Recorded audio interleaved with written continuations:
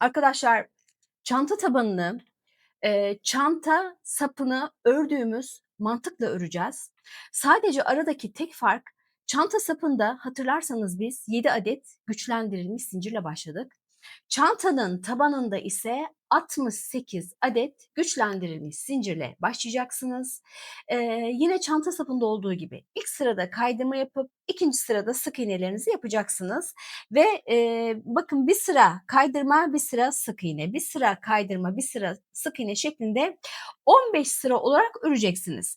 Aynen çanta sapında olduğu gibi bakın sık iğnelerin şu göbeklerine batmak suretiyle sık iğnelerinizi yapacaksınız. Şimdi çanta tabanına neden 68 adet güçlendirilmiş zincirle başladığımızda size şu şekilde anlatayım. Bakın çantanın biz büyük parçasında hatırlarsanız 62 adet güçlendirilmiş zincirle başladık. En son çantanın gövdesinin örülmesini tamamladıktan sonra kenarlarına 4 sıra sık iğneden çerçeve yaptık. Şimdi bu sık iğneden yaptığımız çerçeveler sonucunda arkadaşlar bakın köşedeki 3 adet sık iğneyi bir tane sayarsanız şu kenarda toplamda 68 adet sık iğne elde etmiş oluyorsunuz. Dolayısıyla başlangıçta bize 68 adet sık iğnenin gerekli olmasının sebebi bu. Çantanın büyük parçasındaki 68 adet sık iğne. Şimdi 68 adet sık iğne ile başladıktan sonra dediğim gibi aynı çanta sapında olduğu mantık arkadaşlar. Aynı şekilde öreceksiniz. Dolayısıyla tekrar göstermeyeceğim. Sadece tek fark dediğim gibi birinde 7 adet güçlendirilmiş zincirle başlıyorsunuz. Bunda 68 adet güçlendirilmiş zincirle başlıyorsunuz. Dolayısıyla bakın 68 adet sık iğne elde etmiş oluyoruz. Şimdi 15 sıra ördükten sonra arkadaşlar bir sırada özür dilerim. Evet bir sırada çanta tabanının etrafına bir çerçeve geçeceğiz. Şimdi bu büyük parçayı önce bir kenara bırakayım arkadaşlar. Çünkü özür dilerim çerçeveye şu kısa kenardan başlayacağız. Şimdi kısa kenar içinde arkadaşlar bakın 15 sıra ördük ama bakın küçük parçamızda bizim şu en son bakın yine köşedeki 3'er adet sık iğneleri bir tane saydığınızda toplamda bizim 22 adet sık iğneye ihtiyacımız olacak. Dolayısıyla bakın şu 15 sıralık sık iğne kenarında bizim arada arttırmalar daha doğrusu çift batarak toplamda 22 adet sık iğneye çıkmamız gerekiyor. Bakın çok fazla kafanızı karıştırmayayım. Hemen bir başlayalım arkadaşlar. Şimdi 15. sıranın sonunda bakın sık iğne ile bitirdik ve kaydırma sırasına geçmedik. Hemen bir adet zincirinizi çekin öncelikle. Ardından bakın hemen şu ilk boşluğa, şunu da şöyle bir kenara iteyim arkadaşlar. Şu ilk boşluğa normalde bizim 3 adet sık iğne yapmamız gerekiyor. Ben önce bir adet sık iğnemi yapacağım. Sırayı tamamladığım zaman 2 tane daha yapıp yine burayı 3'e tamamlayacağım. Köşelerde yine 3 adet sık iğne yapmaya devam edeceğiz. Bakın ilk sık iğnemizi yapalım. Ardından bakın bir sonraki sık iğne özür dilerim. Bakın şu şekilde düzgün gösteremedim size. Şurada bizim sık iğnelerimizin kenardaki sık iğnelerimizin bakın göbeklerinde boşluklar var. Yine buralara batarak sık iğne yapacağız. Bakın bu battığımız bizim birinci sık iğnemiz. Ne dedik? 22 adet sık iğne gerekiyor dedik. Bir sonraki boşluğa girin. Yine sadece bir adet sık iğnenizi yapın. Bakın 2 adet sık iğne yaptık. Bir sonraki boşluğa geçin. 2 adet sık iğne yapın. Bakın 3 ve 4. sık iğne. Bir sonrakine geçip bir batıyorum. Bu 5. sık iğnem. Bir sonrakine geçip yine çift batıyorum. Bakın 6. Şöyle ipimi bir miktar rahatlatayım. 7. Şimdi bir sonrakine geçip yine tek batıyoruz. 8. Bir tek bir çift yapacağız yani. Bir sonrakine geçiyoruz, çift batıyoruz. Bakın 9 ve 10. sık iğne. Bir sonrakine geçiyorum. Tek, bu 11. sık iğnem. Bir sonrakine geçiyorum, çift. 12 ve 13. sık iğne. Bir sonrakine geçiyorum. 4, tek 14. sık iğnem. Bir sonrakine geçiyorum. Çift batıyorum. 15 ve 16. sık iğnem dolayısıyla. Bakın bir sonrakine tek 17, bir sonrakine 18 ve 19. Tek çift yapıyorum. Bir sonrakine 20. Burada bakın arkadaşlar 2 adet boşluğum kaldı. Bir sonrakine yine tek yapacağım. Bakın 21. Kamerayı da salladım arkadaşlar. Özür dilerim. Bakın şu en son köşede benim bir adet boşluğum var. Buraya 22. sık iğnemi yapacağım ama burası köşe olduğu için bakın buraya 2 adet daha sık iğne yapıyorum. Bu sık iğneleri bakın birisi köşeyi oluşturacak. Diğeri tabandaki sık iğnemin birincisini oluşturacak. Ardından bakın sıradaki boşluğumuz, bakın hemen şurada bizim zincir görünen boşluklarımız var. Buralara batacağız arkadaşlar ama tabii ki ilk boşluğum burası. Bu arada buradaki ipi de yürüteceğim arkadaşlar. Her boşluğa sadece burada bir adet sık iğne yapacaksınız. Burada herhangi bir arttırma yapmayacağız. Ta ki diğer kenara gelene kadar. Şimdi arkadaşlar bu sıraya her gördüğünüz boşluğa sadece bir adet sık iğne yapın. Köşede yeniden görüşelim. Şimdi büyük kenarı bitirdik arkadaşlar. Bakın diğer köşeye geldik. Köşeye geldiğinizde bakın arkadaşlar en son batacağınız nokta burası. Hemen buraya yine 3 adet köşe olduğu için 3 adet sık iğnemi yapıyorum. Aynı boşluğun içerisine. 2 ve bu da 3. sık iğnem. Şimdi diğer kısa kenarda arkadaşlar batacağınız noktalar bakın şuralar. Şöyle göstereyim size. Bakın burada kenarlar biraz böyle top top görünüyor. Şöyle şuradaki noktalara bakın dikkat ederseniz tığınızı geçirebileceğiniz hemen sık iğnenizin bittiği noktada bakın boşluklar var. Buraya tığınızı geçirerek yine sık iğnelerinizi yapabilirsiniz. Bakın bir birlikte başlayalım. Köşeye 3 adet sık iğne yaptık.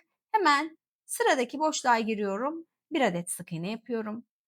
Bir sonraki boşluğa geçip 2 tane sık iğne yapıyorum. Bakın bir sonraki boşluğa geçiyorum. 1 tane yapıyorum. Bir sonrakine geçip yine 2 tane yapıyorum. Şimdi arkadaşlar bu şekilde devam edebilirsiniz. Şöyle şurayı bir düzgün tutarak yapayım arkadaşlar. Çünkü düzgün örebileceğim bir açıda değilim kameraya göstermeye çalıştığım için. Şimdi arkadaşlar bir tek bir çift, bir tek bir çift şeklinde devam edin. Bakın son boşluğunuza geldiğinizde hatırlarsanız bakın biz köşeden önceki boşluğa tek yapıyoruz. Dolayısıyla bakın sonda 2 adet tek yan yana gelecek. Yani aslında arkadaşlar battığınız yeri kendinize göre de ayarlayabilirsiniz. Çok önemli değil. Sadece bizim için asıl olan köşedeki arttırmaları 3 adet sık iğne yapıyoruz arkadaşlar. Bunu 1 olarak sayın çünkü bunun bir diğeri köşeyi oluşturuyor, bir diğeri ise bakın uzun kenarı ait oluyor. Dolayısıyla bakın köşedekileri 1 saydığınızda onlarla birlikte şu aradaki bölüme toplamda 20 adet daha sık iğne yapmanız gerekiyor. Köşeyle birlikte 22. Şimdi köşeye yine geldiğinizde 3 batın arkadaşlar. Ardından yine uzun kenara geçeceksiniz. Bakın yine sık iğnelerin şu göbek noktalarına batarak sık iğnelerinizi yapabilirsiniz. Yine bu kenarı da her boşluğa birer adet sık iğne yapmak suretiyle tamamlayın arkadaşlar. Köşede yeniden görüşelim. Şimdi arkadaşlar bakın tüm çerçeveyi tamamladık. Başladığımız noktaya geri geldik. Buraya ilk başlangıçta hatırlarsanız sadece bir adet sık iğne yapmıştık. Hemen buraya 2 adet daha sık iğne yaparak buradaki sık iğne sayımızı öncelikle bir 3'e çıkaralım. Diğerlerinde olduğu gibi. Şimdi arkadaşlar 3 adet sık iğnenizi yaptıktan sonra toplamda yani 2 adet daha yaptık. Burada da toplamda 3 adet yapmış olduk. Şöyle bir miktar bırakarak ipinizi kesebilirsiniz. Ardından şu şekilde bakın ipinizi bir çekip çıkarın. Şimdi küçük tağa geçeceğim arkadaşlar. Şimdi bakın şu ilk zincir benim başlangıçta yapmış olduğum ilk sık iğnemin zinciri. Şimdi bunu atlayıp ikinci zincirin içerisine geçeceğim arkadaşlar. Ancak bakın tığımı şu şekilde bir tersten geçireceğim. Şimdi hemen bir örgümü çevireyim. Kesmiş olduğum ipi bu noktadan bakın arkaya doğru bir çekiyorum. Şimdi burada yeni bir zincir hattı oluşturacağız. Şimdi arkadaşlar bakın. İpimin gelmiş olduğu boşluk zincir, bakın bu zincirin içerisi. Şimdi tığımı bu defa alttan geçireceğim ki ipimi bu zincirin içerisinden geçirebileyim. Bu arada şöyle burayı biraz sıkayım arkadaşlar ki düzgün dursun. Şimdi bakın böylelikle iç içe geçmiş zincirlerimizi kesintisiz olarak devam ettirmiş olduk. Bakın her sık iğnemizin üzerinde de bir adet zincir yer alıyor böylelikle. Şimdi arkadaşlar şöyle bir miktar ipinizi önce bir aşağıya doğru kaydırın. Ardından bakın bu ipi lütfen bu şekilde bırakmayın. Herhangi bir noktadan tığınızı geçirin. Bakın şöyle bir adet ilmek oluşturun. Ardından bakın bir adet zincir çekerek ipinizi burada sıkılayın. Ardından ipinizi bu örgünüzün ters tarafından ilerleterek kamufle edebilirsiniz. Şimdi arkadaşlar bakın tabanımız bu şekildeydi. Çantanın tabanını ördükten sonra aslında çantaya dair tüm parçalar tamamlanmış oluyor ama şimdi ben bu çantada astar kullanmayacağım ama çantanın tabanının da tok durmasını istiyorum. Dolayısıyla bakın şu şekilde bir çanta tabanı daha ördüm. Bu arkadaşlar bizim asıl çanta tabanımız 68 adet güçlendirilmiş zincirden oluşuyordu. Dolayısıyla 68 adet sık iğneden oluşuyordu. Bu ikinci örmüş olduğum çanta tabanı ise arkadaşlar 67 adet güçlendirilmiş zincirle başlayıp dolayısıyla 67 adet sık iğneden oluşmuş bir çanta tabanı. Şimdi çantanın tabanını hatırlarsanız 15 sıra sık iğne yapmıştık. Bunda da yine aynı şekilde 15 sıra sık iğnemi yaptım. Yalnız bunda arkadaşlar bu ikinci ördüğüm çanta tabanında bakın çerçeve yapmadım. Yani ilk ördüğümüz çanta tabanından bu tabanın daha küçük olması gerekiyor. Bunun sebebi de şu arkadaşlar. Bakın bu çanta tabanımızın düz yüzeyi. Şöyle ters yüzeyini çevireceğiz. Bu ikinci örmüş olduğumuz çanta tabanını bakın şu şekilde şöyle daha düzgün olacak. Bakın çantamızın tabanına dikeceğiz ama bakın dilerseniz altına daha doğrusu şu şekilde söyleyeyim. Bu iki çanta tabanının arasına bakın dilerseniz şöyle bir keçe de yerleştirirseniz yahut bir kanvas yerleştirirseniz çanta tabanınız daha tok duracaktır.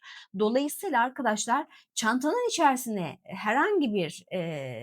herhangi bir şey bıraktığınız zaman çanta tabanınız aşağıya doğru sarkma yapmayacaktır. Şimdi bunu da ne şekilde yapacağız? Şimdi önce şunu söyleyeyim arkadaşlar size.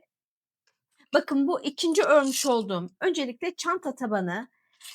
Bakın uzun kenarı 45 santim, kısa kenarı ise 12,5 santim. Dolayısıyla bakın ben bu keçeyi keserken arkadaşlar ikinci örmüş olduğum küçük olan çanta tabanına göre kestim.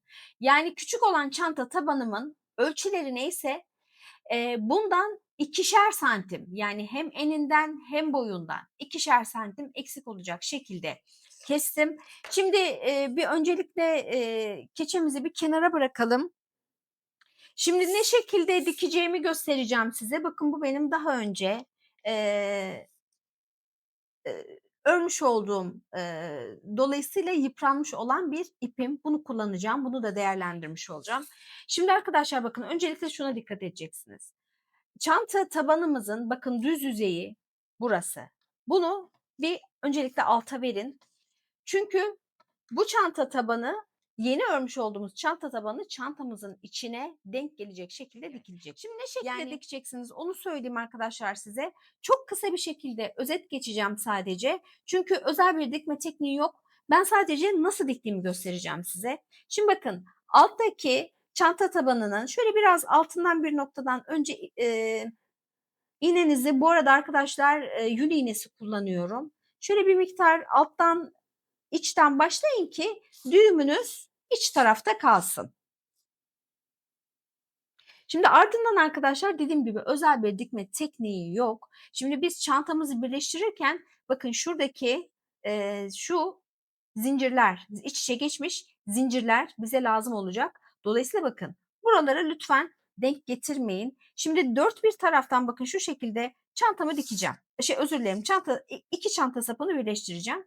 Dediğim gibi özel bir dikme tekniği yok. Sadece nasıl yaptığımı gösteriyorum size. Bakın bir miktar içten başladım. Bir çanta sapı, özür dilerim, çantanın asıl tabanının bir de çantanın diğer tabanının içinden geçip dikeceğim. Özel bir dikme tekniği yok.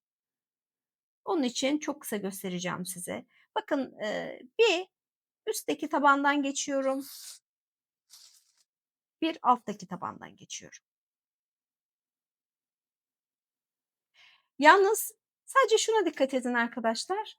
İğnenizi geçirdiğiniz zaman iğneniz arka taraftan çıkmasın. Şu iç tarafta görmüş olduğunuz iplerden geçin ki çantanızın modeli bozulmasın.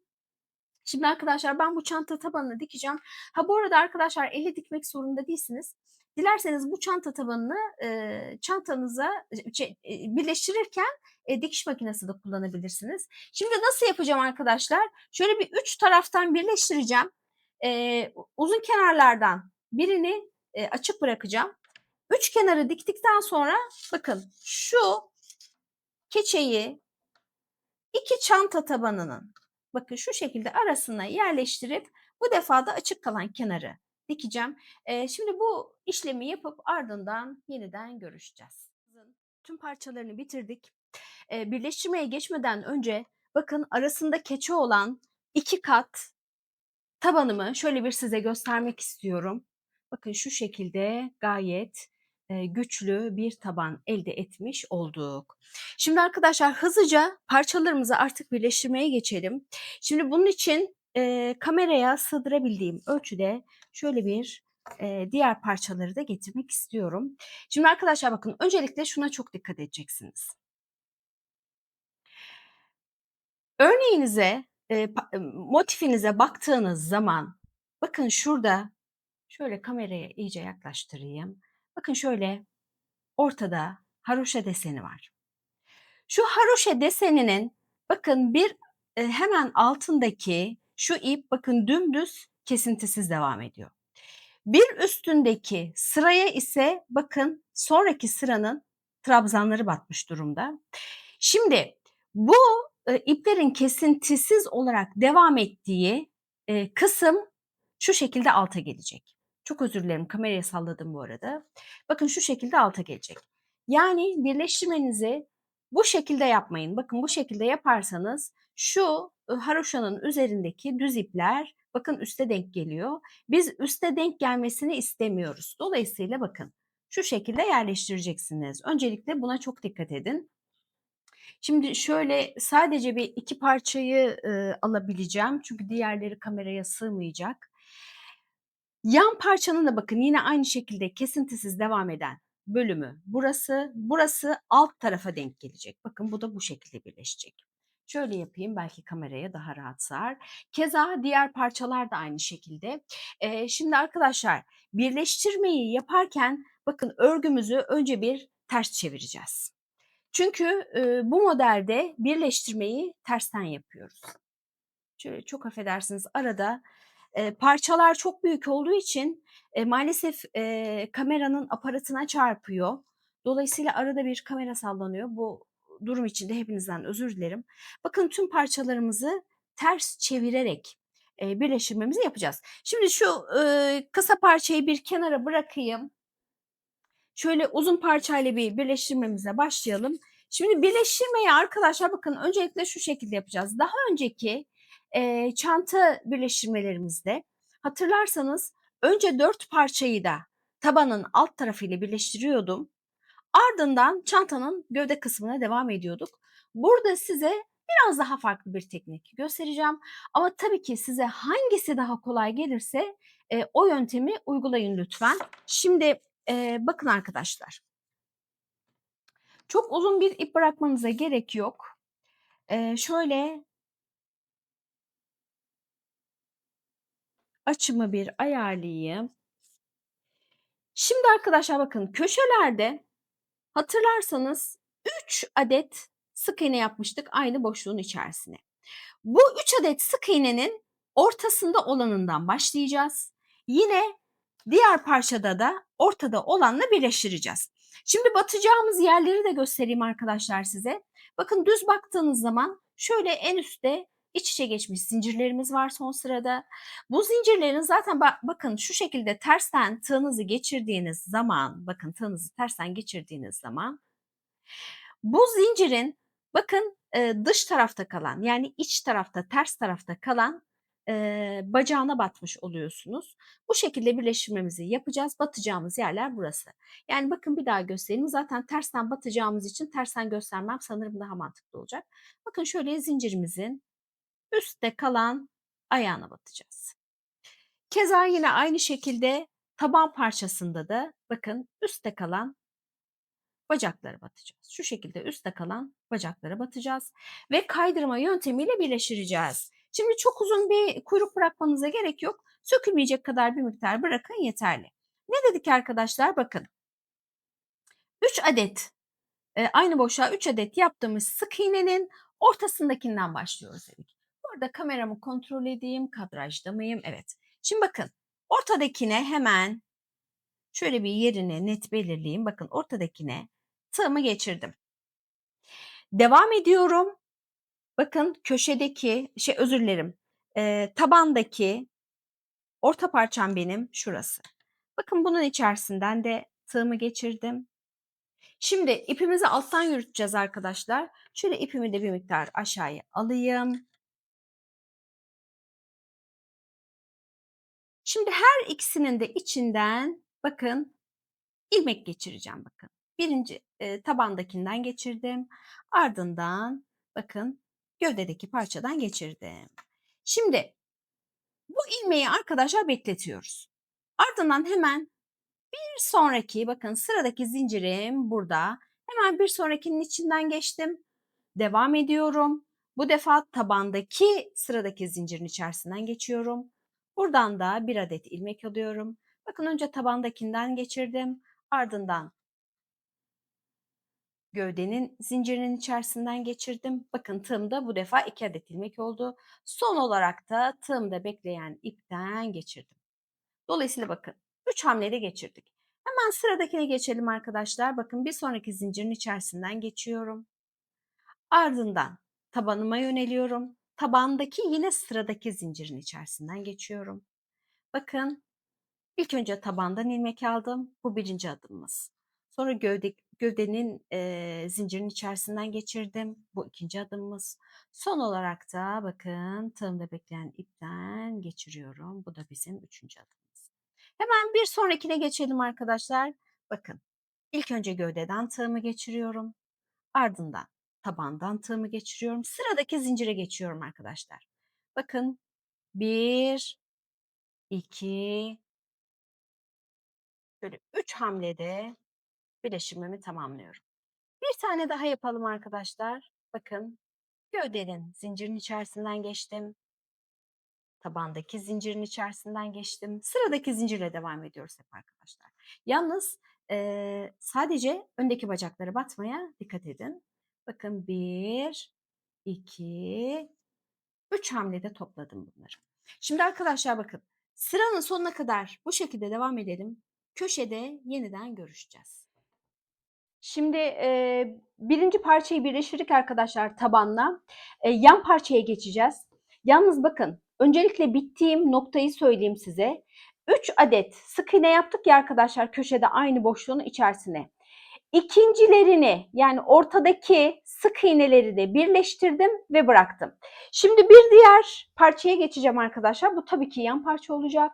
Şimdi ne dedik? Şuna dikkat edeceğiz dedik. Bakın şu alt tarafta dümdüz, şöyle kameradayım değil mi? Kesintisiz devam eden şu ipin olduğu yer alta gelecek. Ama ne yapıyorum? Öncelikle bir motifimi ters çeviriyorum.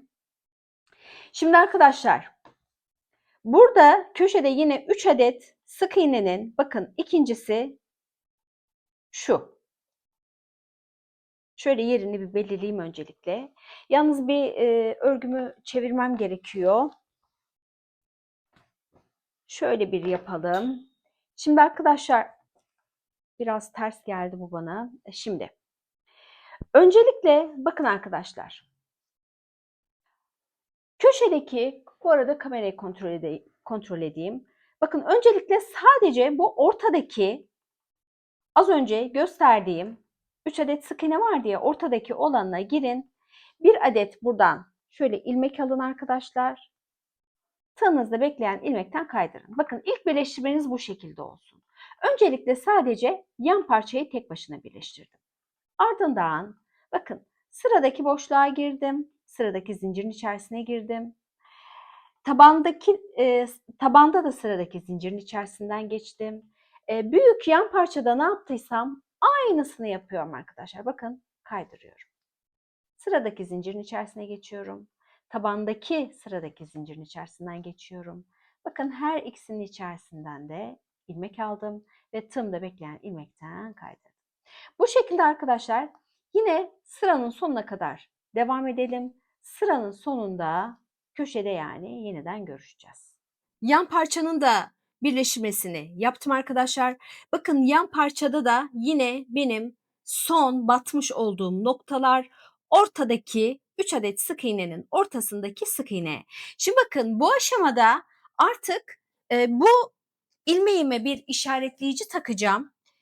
Çünkü bununla bu ipimle devam etmeyeceğim en azından. Şimdi arkadaşlar yaklaşık bir 5 yahut 6 metre kadar ipinizi bırakın, ardından kesin. İsterseniz daha fazla bir miktarda bırakabilirsiniz. Ama 6 metre yeterli olacaktır. Çünkü neden? Bakın artık geri kalan parçaları yine ipimizle birleştireceğiz. Şöyle ipimin ucunu bulamadım arkadaşlar. Şimdi yeni parçaya başlarken yine bir alt üst kontrolü yapalım. Evet, bu taraf alta denk gelecek. Şimdi arkadaşlar diğer büyük parçaya ilk başlarken nasıl başladıysak aynı şekilde başlayacağız. Sadece şurada bakın ortadaki sık iğnelerin tepe boşluklarını kullandığım için bu defa ikinciden başlayacağım. Pardon, özür dilerim. En solda kalanından başlayacağım. O şekilde söylesem daha doğru olur. Bakın şurası yani. Buradan tığımı geçirdim. Sıradaki boşluktan bakın en son buraya batmışım. En son battığım yer burası. Dolayısıyla sıradaki yere tığımı geçiriyorum. İpimi yine alttan yürütmeye devam edeceğim arkadaşlar. Bakalım ne kadar ip bırakmışız. Bakın ilk başlangıçta nasıl yaptıysam o şekilde yapacağım. Bakın sadece her ikisinin içerisinden de ilmek geçirdim. Tığımda herhangi bir ilmek bu aşamada olmadığı için kaydırma yapmıyorum. Ardından sıradaki boşluğa geçtim. Bakalım sıradaki burası. Evet. Bakın her ikisinin içerisinden de birer adet ilmek çıkardım. Şöyle şurayı da bir sıkılayım arkadaşlar. Böyle müsaadenizle. Burayı biraz gevşek bıraktık galiba. Şu kısa ipimi bir yakalasam. Evet. Bakın. Sıvıda bekleyen ilmekten kaydım. Ardından sıradakinin içerisine geçiyorum. Diğer parçalarda yaptığım işlemden farklı bir işlem değil arkadaşlar. Bu defa bakın bu büyük parçayı birleştireceğiz. Ardından yine son kalan bakın şu küçük parçamızı da birleştireceğiz. Dolayısıyla bakın bu iki parçayı ayrı bir iple birleştirmiş oldum. Bu iki parçayı ayrı bir iple birleştirmiş oldum. Neden? Bakın burada bıraktığımız şöyle 6 metre kadar ipinizi bırakın ardından kesin dedim ya arkadaşlar. Bu yan tarafı bu bıraktığımız iple birleştireceğiz. Ardından bakın ipimizi şu köşeden yürüteceğiz ve burayı birleştirmeye devam edeceğiz. Şimdi siz bu tekniği kullanmak zorunda değilsiniz. Ben sadece yeni, güncel olan, daha profesyonel olan teknikleri paylaşıyorum sizinle. Sizler dilerseniz bakın hiç burada yeni bir ipe geçmezsiniz. Aynı iple tabanınızı birleştirmeye devam edersiniz. Ardından kenarları birleştirirsiniz. Tamamen size kalmış. Dediğim gibi ben sadece güncel olan yöntemleri paylaşıyorum sizinle. Şimdi tabanı dört bir parçamızla da birleştirelim. Ardından yeniden görüşeceğiz. Şimdi arkadaşlar bakın tabanı gövdenin 4 parçasıyla da birleştirdim. Şimdi bu aşamadan sonra artık gövdeye ait olan parçaları birbiriyle birleştireceğiz arkadaşlar. Yalnız arkadaşlar bakın birleştirmeden önce biz bakın tersten birleştirme yapıyoruz. Dolayısıyla bakın şöyle bir katladım öncelikle. Şuralara güzelce bir buhar tuttum. Ardından şöyle elimle şekil verdim. Öncelikle bunu yapın arkadaşlar, ki şu birleşme bölümünüz düzgün dursun. Şimdi bu arada bakın, eğer süslemeler, yerleştirecekseniz bu aşamada yerleştirin. Daha sonra zorlanırsanız çünkü çantanın derinliği oluşacağından. Şurada hemen işaretleyicim, çıkmış arkadaşlar. Şunu bir hızlıca takayım. Şurada göz kaçmasın. Bakın ben şöyle bir handmade bakın, şöyle üzerinde handmade yazan bir aksesuar yerleştirdim. Bu konuda da bilginiz olsun. Şimdi bakın ne dedik? Dört tarafı birleştirdik dedik. Artık diklemesine çantamızı parçalarını birleştireceğiz. Şimdi arkadaşlar bakın en son birleştirdiğim nokta burası. Şimdi bakın, bu benim şu parça benim yumağıma giden uzun ipim. Bu da benim şuradaki ipte bakın şu kenarı birleştirirken şöyle bir miktar ipi sökülmeyecek kadar bir miktar ipi bırakın demiştim ya arkadaşlar. Bu da o ip. Şimdi hemen öncelikle bakın mevcut tığımın üzerindeki ilmekle bakın şu şekilde bir zincir çekiyorum öncelikle. Şöyle bir kendime doğru tekrar çevireyim arkadaşlar bunu. Bakın. Şöyle bir adet zincirinizi çekin. Ardından bakın birleştirmeyi şimdi yapacağız. Bu ipi de tabii gizleyeceğiz. Bu ilk zinciri daha doğrusu ilmeğimizle bakın şu kısa iple bir zincir çektik ya arkadaşlar. Bu bölüm birbirine daha da yakınlaşsın diye yaptık. Şimdi tabanda ne yaptıysak gövdede de aynısını yapacağız. Bakın en son benim sıradaki boşluğum burası. Bakın buradaki parçaya batıyorum. Ardından dönüyorum büyük parçadaki yani diğer parçaya batıyorum. Bakın her ikisinin içerisinden de ilmekle. Bu arada yine tersten yapıyorum arkadaşlar. Çantamın ters yüzeyinden birleştirmeye devam ediyorum. Bakın hemen sıradaki ilmeğe geçeceğim. Karşılıklı gelen sıradaki ilmekleri kaydırma yöntemiyle sıranın sonuna kadar birleştireceğiz. Şimdi sıranın sonuna kadar arkadaşlar bu şekilde devam edelim. Bu bölümü size yine uzun uzun göstermeyeceğim. Çünkü tabanda ne yaptıysak aynısını yapıyoruz. Ancak sıranın başına geldiğimiz, daha doğrusu sıranın sonuna geldiğimizde, köşeye geldiğimiz zaman diğer tarafa nasıl geçeceğinizi göstereceğim size. Ama öncelikle bu kenarı bir tamamlayalım, ardından yeniden görüşelim. Bakın arkadaşlar sıranın sonuna kadar geldik. En son bakın birleştirme yaptığım nokta üçer adet köşelerde sık iğne yaptık ya arkadaşlar aynı boşluğun içerisine. Bu sık iğnelerin ikincisine birleştirmemi yaptım. Ardından bakın herhangi bir zincir çekmeyeceğim. İpimi şu şekilde öncelikle bir çekip çıkaracağım.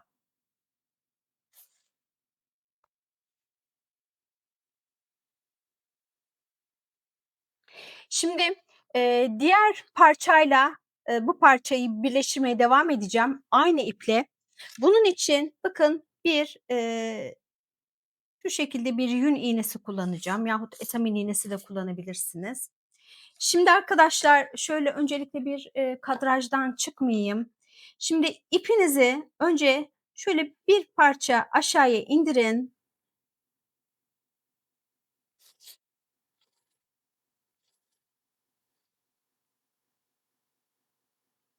Şöyle bir düzeltelim. Evet. Şimdi şu alt taraftan yürüterek ipimi şuradaki köşede yine 2 adet, özür dilerim 3 adet, sık iğne yaptığımız sık iğnelerin ikincisinin hizasına denk gelecek şekilde yürüteceğim. Bir mikrofonumu kontrol edeyim. Evet. Şimdi bakın arkadaşlar önce bir ipimizi yürütelim.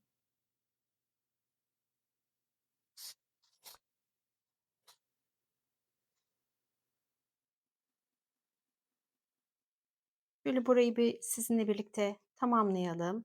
Zaten başlangıcını göstereceğim. Geri kalan yerler aynı.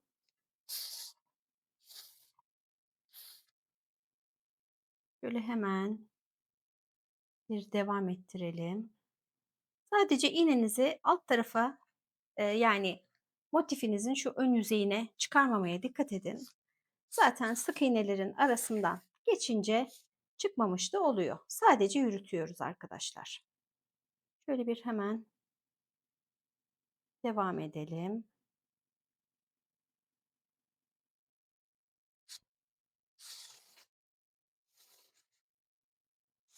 Şöyle şuraya kadar getirsek tamamdır. Evet.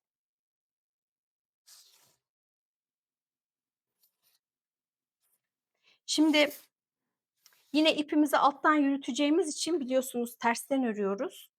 Tersten birleştirmemizi yapıyoruz. İpimizi bir arka tarafa çıkaralım ki arkadaşlar alttan yürütmeye devam edeceğiz çünkü. Bakın şöyle bir çıkaralım. Hatta şöyle şu sık iğnenin arasından çıkaralım. Böyle bir düzelteyim arkadaşlar. Bakın şuradaki sık iğnenin içinden çıkaracağım. Evet. Tamam. Şimdi iğnemizi çıkarabiliriz artık. İğnemizle şimdilik bir işimiz kalmadı. Ne dedik arkadaşlar? İkinci ortadaki sık iğneden birleştirmeye devam edeceğiz. Bakın ikinci sık iğnenin yine şu içteki ipinin içerisinden geçirdim. Tek bacaktan geçiyoruz yine. Unutmayın lütfen bunu. Bakın ardından şöyle bir düzgün bakayım. Şuradaki, evet şuradan geçeceğim. Bakın her iki parçanın da içinden geçtim ve buradan bir adet ilmek çıkardım. Ardından bakın bir sonraki ipin içerisine geçiyorum. Sıradaki iplerin içerisinden geçtim.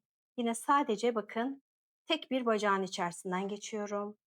İlmek alıyorum ve tığımdaki ipten kaydırıyorum. Geri kalan aynı arkadaşlar. Bu şekilde sıranın sonuna kadar devam edeceğiz. Sıranın sonunda yeniden görüşelim. Son birleştirmelerimizi de yaptıktan sonra bakın ipinizi şu şekilde çekip çıkarın arkadaşlar. Herhangi bir zincir çekmiyoruz. Ardından ipinizi yine yün iğnenize yahut etamin iğnenize geçirin. Şöyle müsaadenizle bir geçirelim. Evet. Şimdi arkadaşlar bakın. Öncelikle ipinizi şu köşedeki bakın şurada zincirimiz var. Bu zincirin bir altından geçirin. Ardından bakın arkadaşlar şöyle birleştirmelerimiz sonucu oluşan bakın iç içe geçmiş zincirler var. Bu zincirlerin altından geçerek hem yürütmüş olacağız, gizlemiş olacağız hem de sabitlemiş olacağız. Bakın arkadaşlar. Her birinin altından tek tek geçirerek ipimi yürüteceğim bir miktar. Bakın şöyle bir noktada şöyle bir tekrar bir geçirelim. Şöyle bir noktada arkadaşlar şuradaki zincirin tekrar bir içinden bakın direkt zincirin içinden geçip şöyle bir düğüm atmış oluyorum buraya. Ardından yine yürütmeye devam edeceğim. Şurayı bir düzelteyim. Evet. Bakın yürütmeye devam edeceğim. Şimdi bir miktar, yürüttükten sonra tabii ki bu ip çok uzun. İpinizi kesebilirsiniz. Diğer parçalardaki ipleri de arkadaşlar bu şekilde gizleyin lütfen. Şimdi bir miktar şöyle bir gizleyelim. Hemen hızlıca. Ardından ipimizi keseceğiz. Dediğim gibi bu miktar çok uzun. Hatta bu miktar bile yeterli aslında. Evet, artık ipimi keseceğim. Bu miktar yeterli arkadaşlar. Çok fazla uzatmanın da bir anlamı yok. Bakın ipimi çekip çıkarıyorum. çantamızın düz yüzeyini çevirdik. Çanta sapının dikimine geçeceğiz ama bakın öncelikle ben çantamı tersten bir ütüledim, bilginiz olsun. Bu arada arkadaşlar bakın özellikle şu birleştirme noktasına tersten birleştirdiğimiz için bu bölüme düzden bolca buhar verip şurayı lütfen elinizle sıkıştırarak şekil verin. Şimdi çanta sapına geçelim arkadaşlar. Bunun için bakın şöyle bir yöntem yapacağız. Çantamızın bakın çanta sapını dikeceğimiz yer haliyle çantamızın şu geniş tarafı. Şimdi arkadaşlar öncelikle bakın bunun uzunluğu tam olarak 45 santim.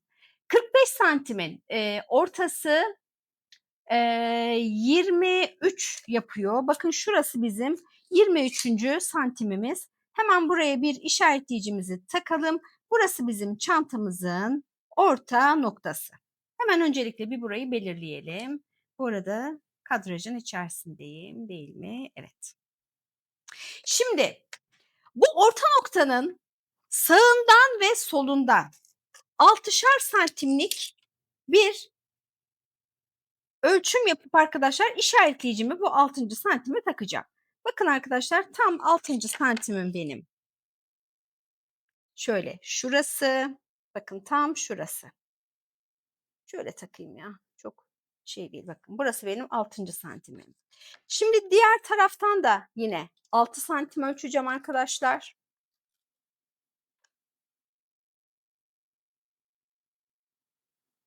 Hatta 6 değil de 8 yapsak sanki daha güzel olacak gibi. Evet. 8 de işaretleyelim arkadaşlar. 6 değil de 8 santim olsun. Bakın şöyle şurası tam 8. santim. Diğerini de yine 8 santime alacağım. Bunu kendi zevkinize göre ayarlayabilirsiniz arkadaşlar. Eğer çanta sapınız daha yakın yahut daha uzak dursun istiyorsanız kendi zevkinize göre ayarlayabilirsiniz. Bakın taktığımız zaman bu burada duracak. Eğer 6 santim yaparsak burada durur. Fazla yakın olur. Burayı biraz daha açalım. 6 santim şu an bana az göründü. İlk önce 6 diye düşündüm ama bunu bir 8 yapalım. Bakın 8 de tam şurası.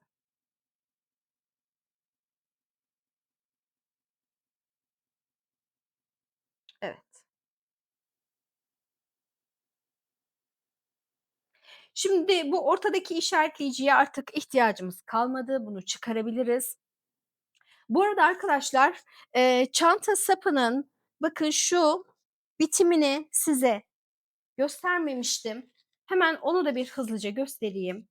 Bakın arkadaşlar en son şu zincirimizi de çektikten sonra bakın en son şu başlangıçtaki yere de batıp zincirinizi buraya da alın.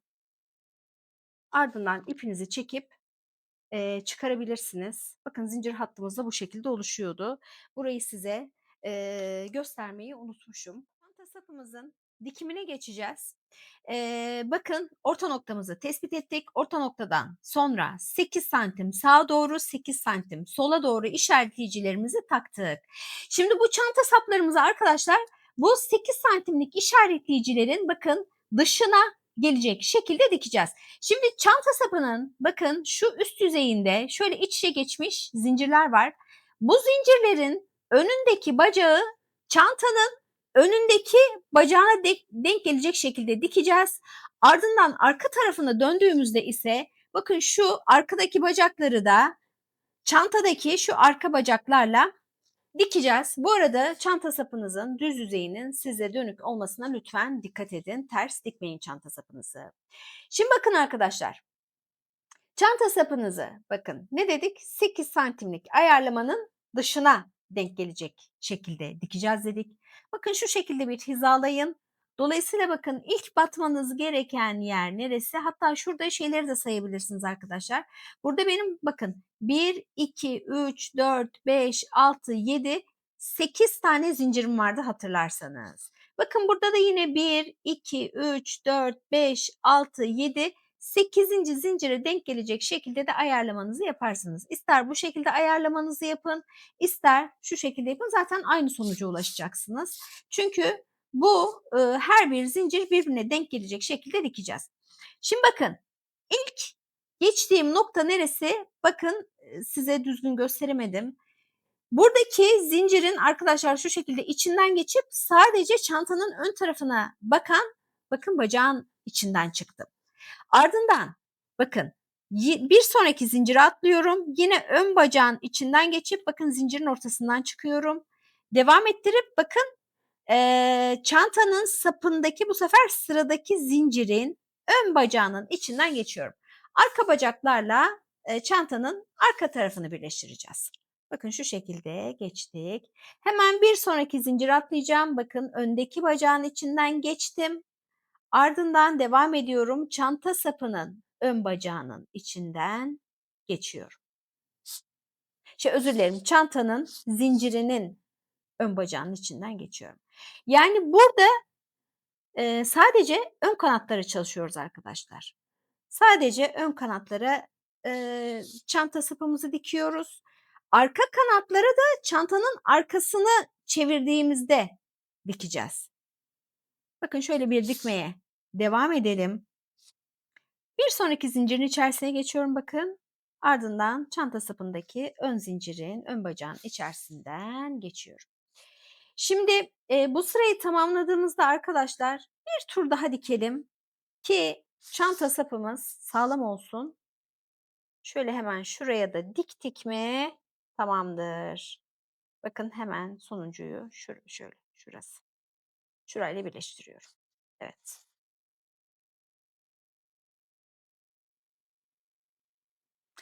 Şimdi bir sıra daha devam edeceğiz arkadaşlar. Şurayı şöyle güzel sabitleyelim. Düzgün dursun. Gevşek durmasın arkadaşlar. Şimdi en son ipim burada. Hemen bir sonraki boşluğa geçeceğim. Ama sanki önce şöyle bir alsak daha güzel olacak gibi. Şuradan bir geçelim de önce arkadaşlar. Evet, burayı da düzgünce bir sabitlemiş oluruz böylelikle. Şimdi geri dönüyorum arkadaşlar. Bakın zaten bu defa geçtiğim yerler belli.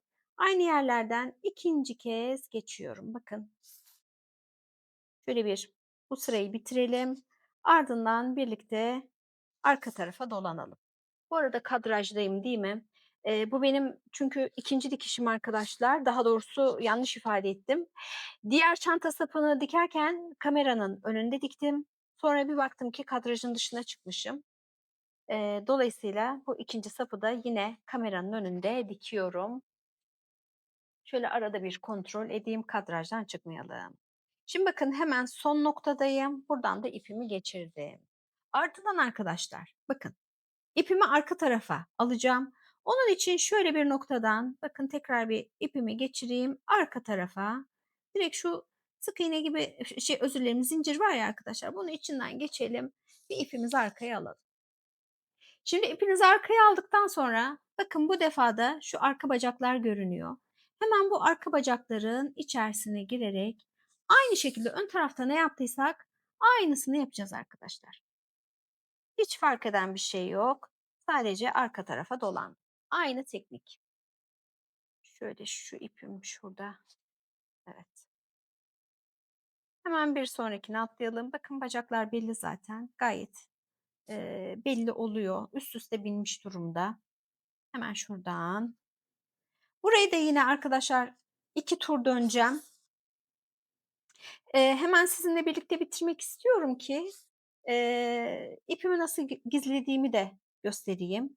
Bu aşamada artık şu 2 işaretleyiciye ihtiyacınız kalmıyor. Dilerseniz çıkarabilirsiniz.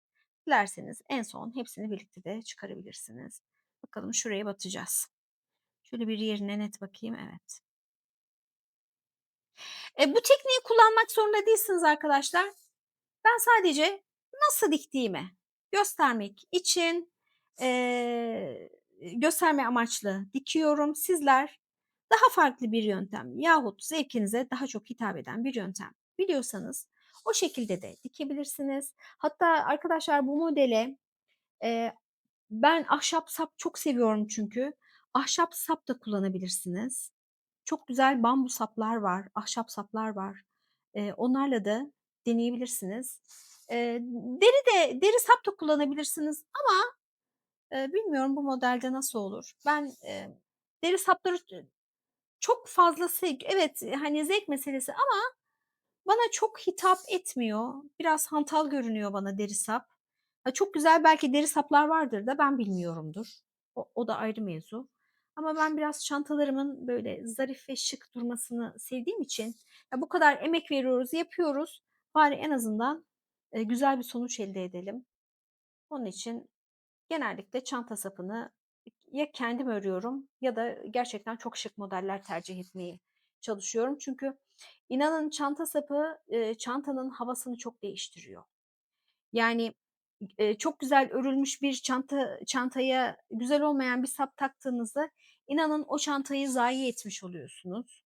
Dolayısıyla ben güzel bir, çanta sapı kullanmayı tercih ediyorum. Evet. Bakın en son şöyle şu noktadan bir iğnemi geçireyim. Şurada bir sabitlensin. Bir bakayım yerine. Eee, evet. Şöyle yapalım. Şimdi arkadaşlar bakın. 2 tur arkadan diktim. Hemen ipimi bir yürütmeyi göstereceğim size. Bakın bir miktar ipimi aşağıya aldım. Şöyle biraz ipimi yürütüyorum. Ardından bakın çıkarıyorum ama bu şekilde bırakmıyorum ben. Son geçtiğim noktadan bakın bir daha geçerek burayı bir düğümlemiş oluyorum. Ardından yine ipimi yürütmeye devam ediyorum. Çok fazla yürütmenin bir anlamı yok. Bu miktar bize fazla fazla yeter. Şimdi arkadaşlar birinci sapımızın dikimini de gösterdim size. Diğer sap uçlarını da yine aynı şekilde çantanıza dikin. Dediğim gibi diğer uçta bakın işaretleyicinin dışına denk gelecek şekilde dikilecek. Şimdi, bu arada arkadaşlar çanta sapını dikmeden önce ben güzelce ütülemiştim. Aslında bunu videonun başında söylüyorum, bütün parçaları ütüleyin diye. Çanta sapını da ütüledim. Bu konuda bilginiz olsun. Şimdi artık, son parçamızı da, son çanta sapımızı da dikelim. Ardından çantamızın son halini sizlerle paylaşacağım. Çantamızı tamamladık. Hemen bir son halini göstermek istiyorum arkadaşlar size. Bakın ön detayımız. Zaten ön arka aynıydı. Yanlar da tabii ki birbiriyle aynıydı. Hemen tabanımızı göstermek istiyorum. Tabanımızı özel bir teknikle ördük. Bildiğiniz gibi bakın yine şöyle bir genel olarak göstereyim size. Bu çantada bildiğiniz gibi astar çalışması yapmadık ama tok bir taban yaptık. Hemen yine son halini bir paylaşayım. Bana göre çok güzel bir çanta oldu arkadaşlar. Umarım sizler de beğenmişsinizdir. Yapacak olanlara şimdiden kolaylıklar diliyorum. Videomu beğenmeyi, yorum bırakmayı ve de kanalıma abone olmayı lütfen unutmayın. Herhangi bir sorunuz varsa şayet yorumlar kısmından sorabilirsiniz. İnanın tüm yorumlara, tüm sorulara tek tek dönüyorum. Bir sonraki projemiz çok güzel bir yazlık crop tarzı bluz olacak. Bu videomu kaçırmayın. Birkaç gün içerisinde onu da yayınlayacağım. Tabii ki bir sonraki videoya kadar. Hoşça kalın.